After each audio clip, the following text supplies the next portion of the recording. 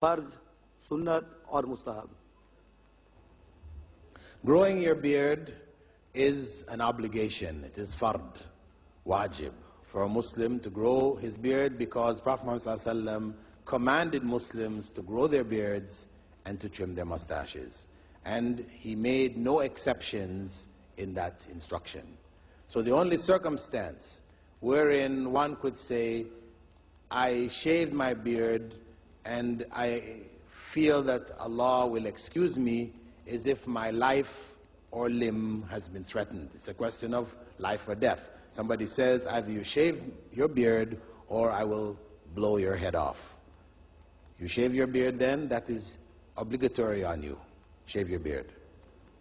But I am very sad to look that many workers of the peace vision of Islam cutting beard, having beard very short. Why? You'll have to ask them.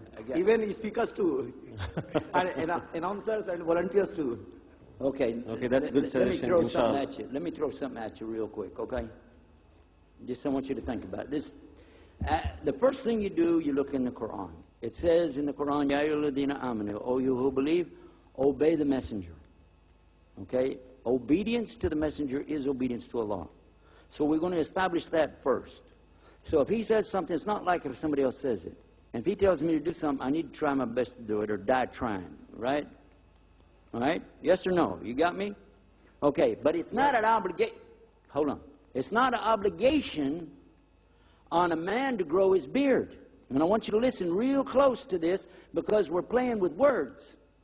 Because a brother came up to me one time, and after we talked about the beard, I went through the books. They got books on this subject. And it's very clear, all four madhab. There's no excuse for you not to have a beard. They all said it. Do it, okay? But listen, they're going to ask you about the beard, and every conference you go to, they're going to ask you about the hijab everywhere you go, and they're going to ask you about riba. It's going to happen, and halal meat. I don't care where I go, I hear the same questions. But so finally, I said, listen, the first thing is the Quran. The second thing we go to is the hadith.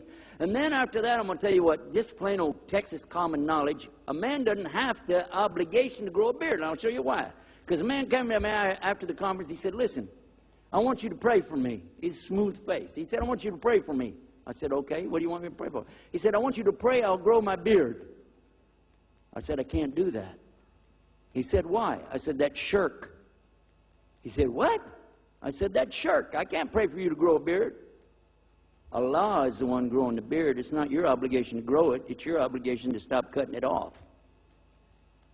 I'll pray for you that you'll stop cutting off what Allah grows, but you don't know how much Allah grows. Some people don't have any beard. How could it be an obligation on somebody who doesn't have any hair coming out of their face? Your obligation is, if you get some hair, to take care of it, as the Prophet ﷺ told us about grooming it, caring for it. And it's in the madhab that when you're making wudu, that you're supposed to come up through it like this. And how are you going to do that when you ain't got nothing there to come up through? And then finally, one of the brothers who was down in Mississippi, he said, yeah, but he said, I got a problem with my wife. She wants me to be clean shaven. I said, I got to ask myself a question. What kind of woman wants her husband to look like another woman? But they never did invite me to go back to Mississippi either.